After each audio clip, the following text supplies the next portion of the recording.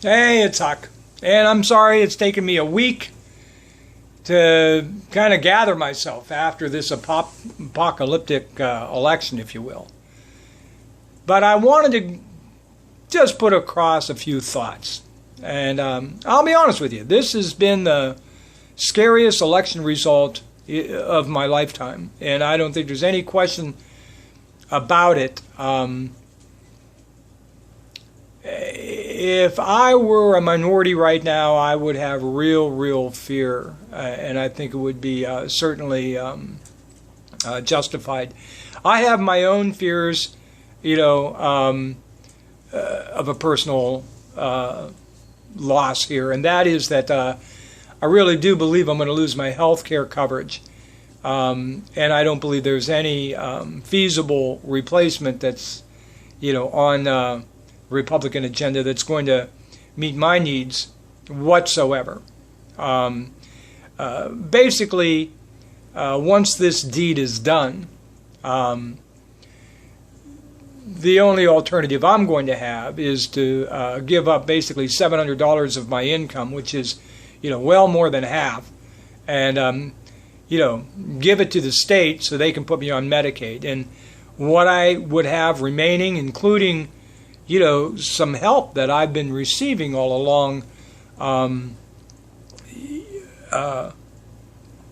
isn't going to be near enough to be able to afford to stay in my home. In fact, I would probably have to go seek subsidized housing and, go back on food stamps. And at any rate, I honestly believe if the Democrats push back hard enough on that,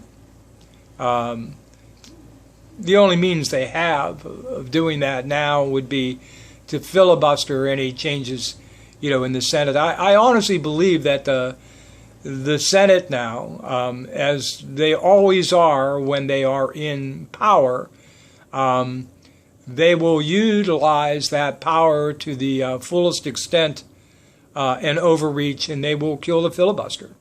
If they don't do that the first year, they will certainly do it by the beginning of 2018, and I wouldn't put it past them to do it right away.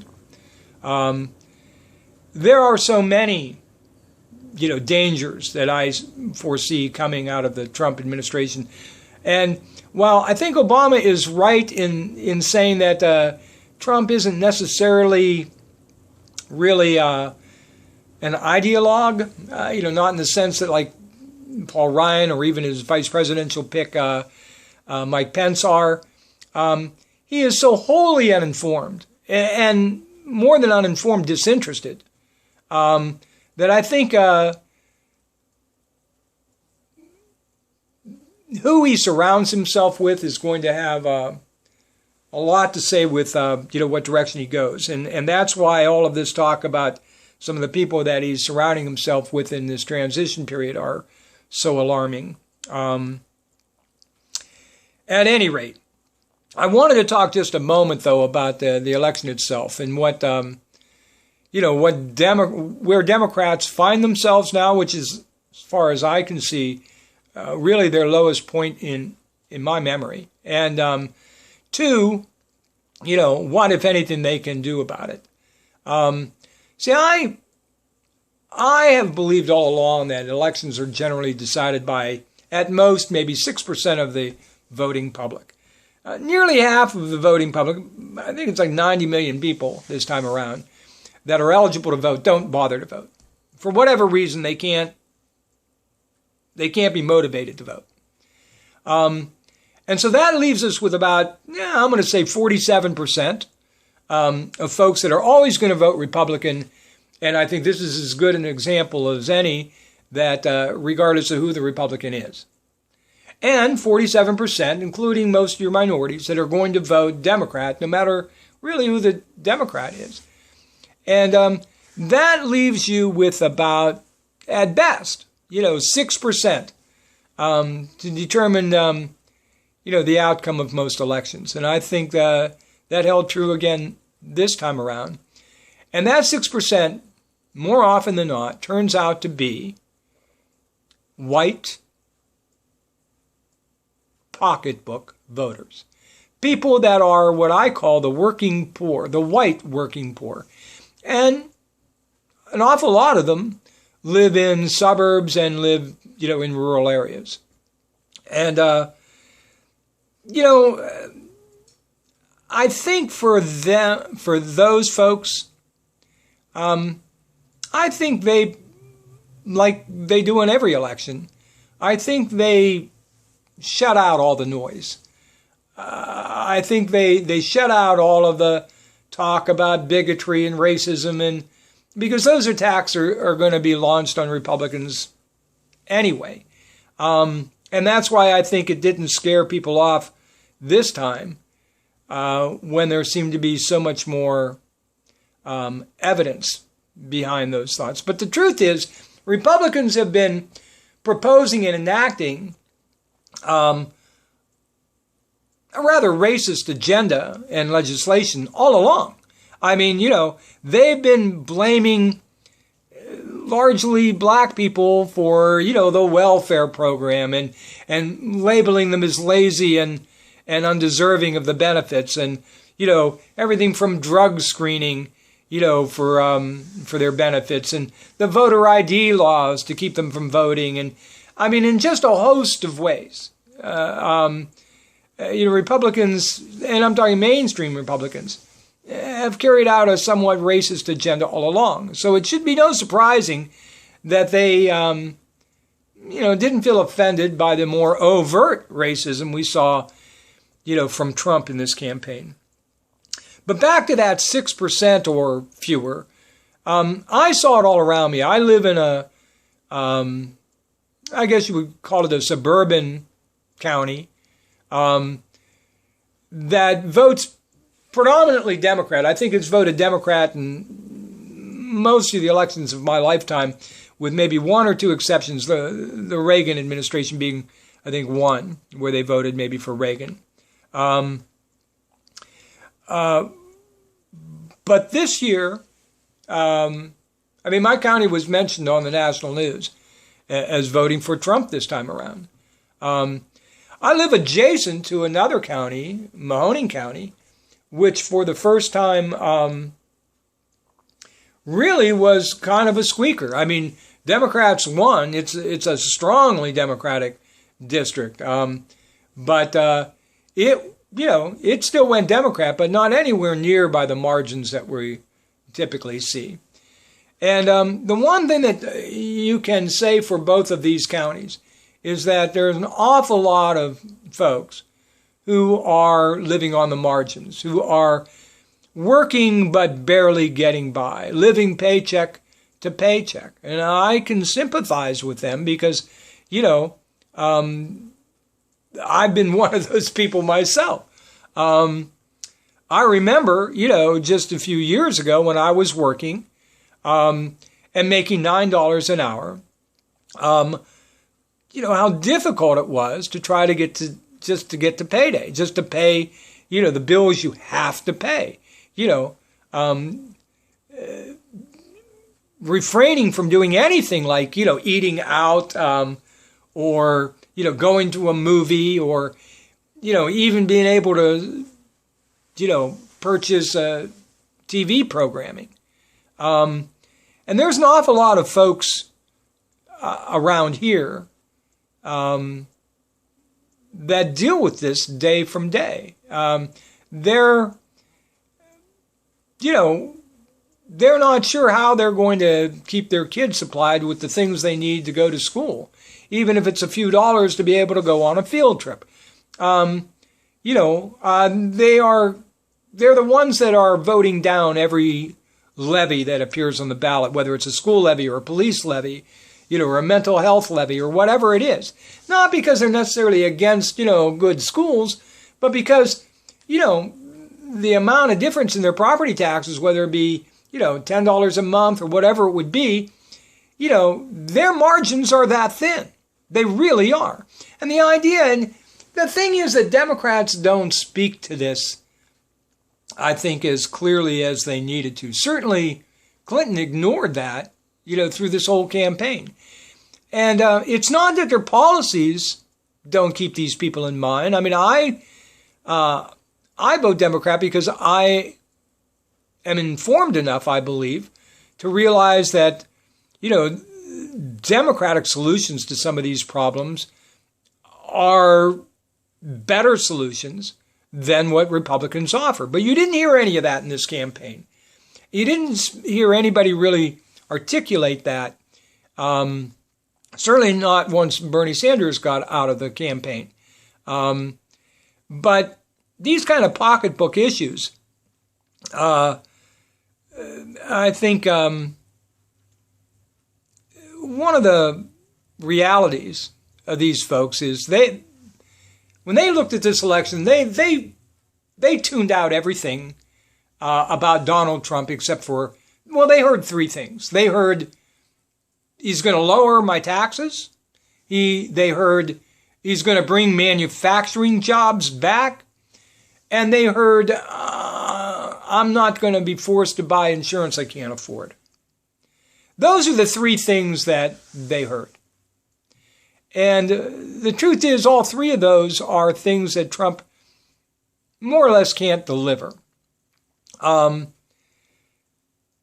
insurance thing is a much deeper issue, and I'm going to do a video about that more extensively. But for the most part, let's take a summary view of all three of those. And first of all, if you examine the Clinton and the Trump tax initiatives in this campaign, there's virtually no difference between the two of them when it comes to the lowest tier of working poor in this country.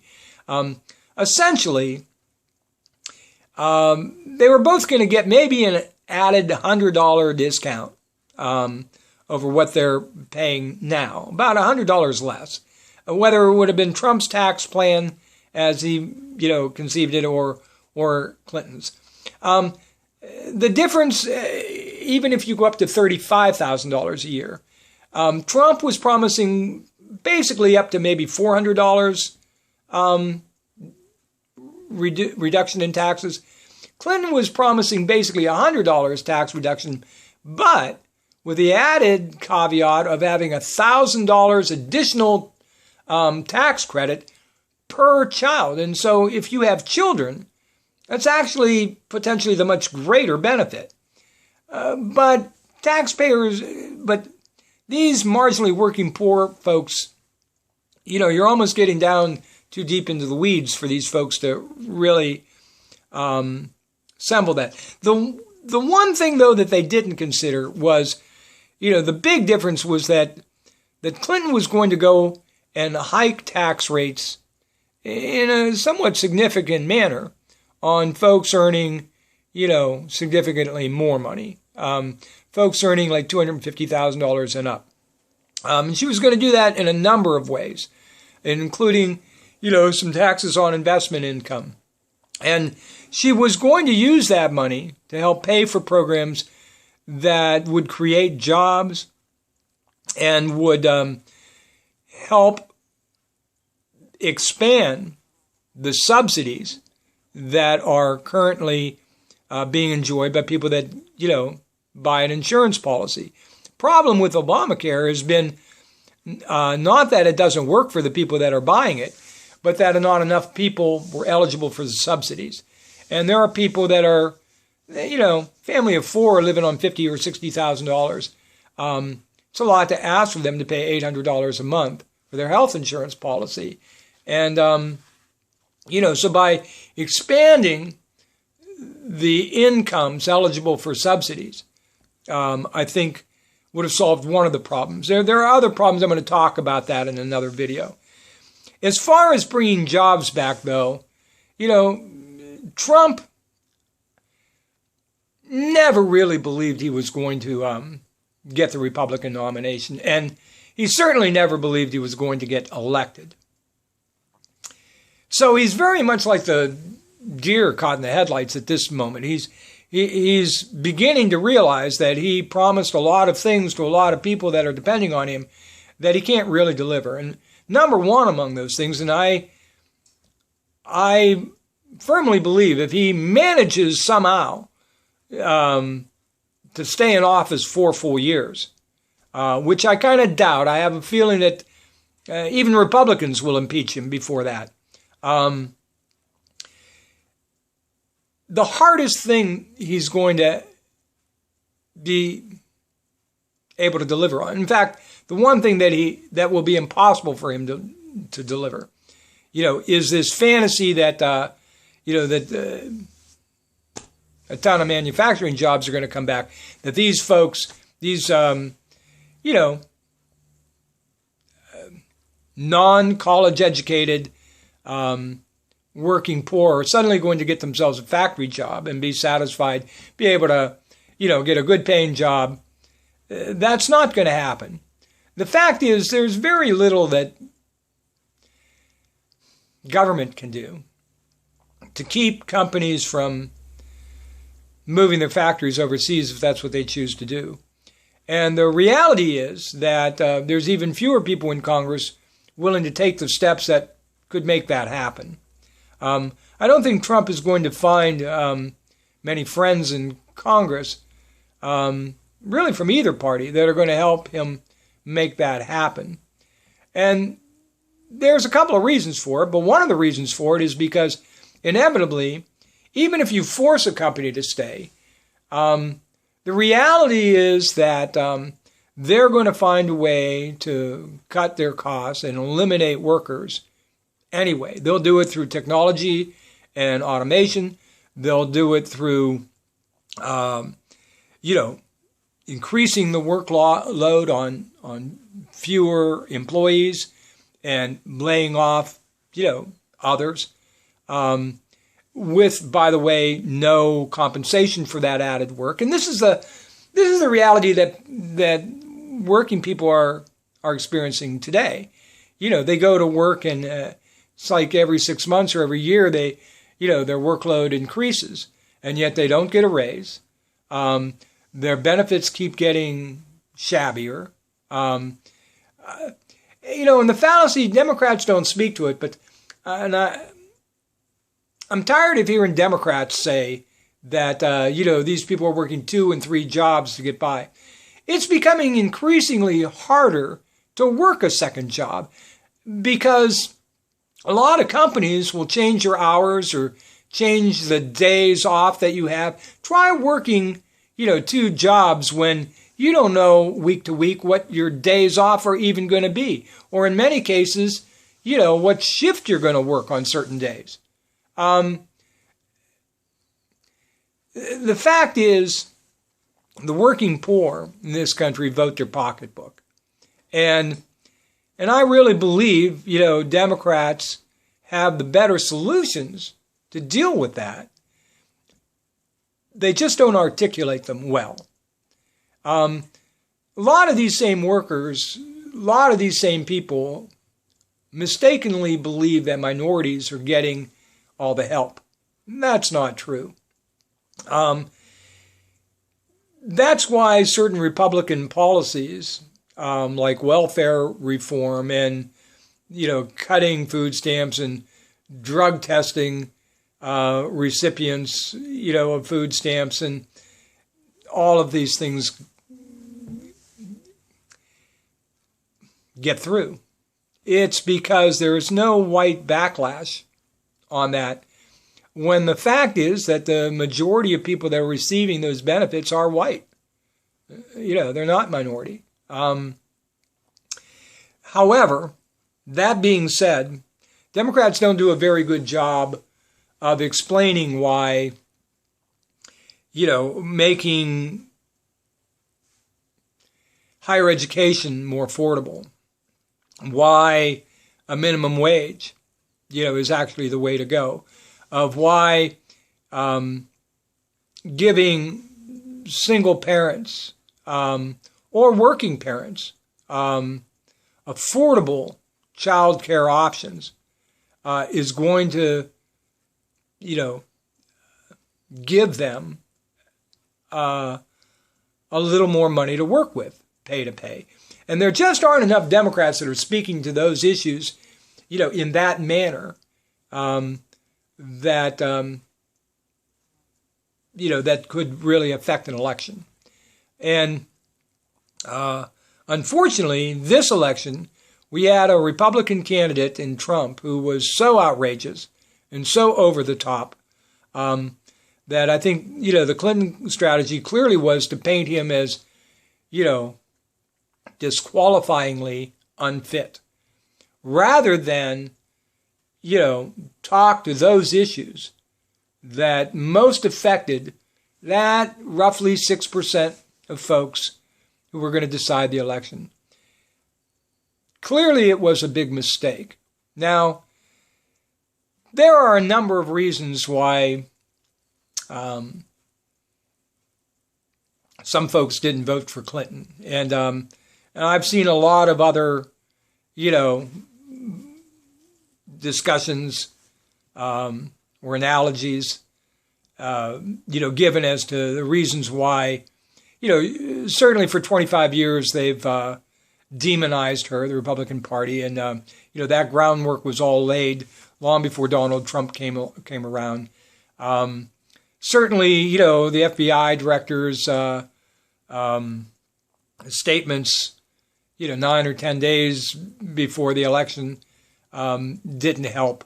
The whole WikiLeaks Russian involvement, if you will, was, a factor. There were a number of other influences in this campaign that, all of the voters that were purged from states like Ohio, North Carolina, Wisconsin. I mean, just those voters that were stripped from the rolls or through, new stricter voter ID laws. In the aftermath of the Supreme Court's decision to overturn, provisions of the Voting Rights Act, it's been estimated that as many as like 7 million people were turned away without. These were previously people who either were registered to vote or were newly eligible voters who basically did not have access to voting this time around. So all of those, sure, in an election this close where one candidate wins by well over 1 million votes in the popular vote, but loses the election through the Electoral College by, a couple of 100,000 votes total? All of those were factors. But I still say going forward, this idea that Democrats have to align themselves as, the largely minority party, and hope that we get these incredible margins of Latinos and Hispanics and, and black folks voting the party in order to win an election. Well, sooner or later, the Republicans are going to come around and they're going to quit doing some of the nasty things that they've been doing, and they're going to get a larger share of that. We need to find out how we can talk to white voters in a more direct manner. And I think, the Democratic Party will always be the party that stands up for minorities. I believe that strongly. I would be opposed to any change in that direction whatsoever. But I think that we fail in our messaging to reach, like I say, those voters that typically decide elections. And, Obama got those voters in 2008 because the economy was in total collapse. And he held on to a lot of those voters, although not as many, in 2012, in part because, we were already seeing, us beginning to climb out of that recession by 2012. And there were some other factors as well. The fact that he was able to get bin Laden, didn't hurt. But again, largely, folks are elected for president based on economic factors. It's why Bill Clinton got elected. I think it's probably the reason George W. Bush got elected the first time around. It's certainly the reason Obama got elected twice. And I think it's what hurt Hillary Clinton this time around, was that, it's the economy, stupid. And she, of all people, probably should have realized that. I kept looking for the positive ads. And yet, right through to the end, all I saw were the anti-Trump ads, which, I get it. I understand. I even agree. But they weren't attracting the voters she needed to reach. And there just wasn't really an attempt this time around to reach them. We can't make that mistake again. Somehow, we've got to hang on by our fingernails until we have that chance again. Anyway, that's it for now. I thank you very much for watching. I would love for you to chime in with your thoughts. I mean, this is just my opinion. I live in the heart of Rust Belt America. I've been there. I think I understand this issue, but if not, point out where I'm astray. And if you do agree, I'd love to hear that somebody agrees with me. Anyway, thank you very much for watching. And I promise to get up another video on Obamacare and how that's going to affect me and affect everybody else. And what really worries me is the Republican agenda, as stated by Paul Ryan, to get rid of Medicare. And that's all going to be all lumped into one big, agenda item. It'll be interesting to see, maybe alarming to see where Trump is on that. That's somewhat up in the air. We'll see. Anyway, be kind to one another. That's really important. More now than ever.